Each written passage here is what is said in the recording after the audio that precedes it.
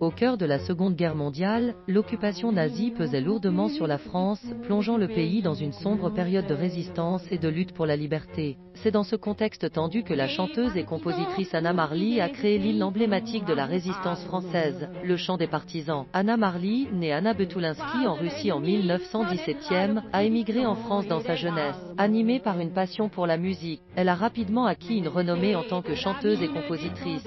Cependant, la montée du nazisme en Europe a bouleversé sa vie, la forçant à s'engager dans la lutte contre l'occupant allemand. En 1941, Anna Marly fuit la France occupée pour rejoindre la résistance.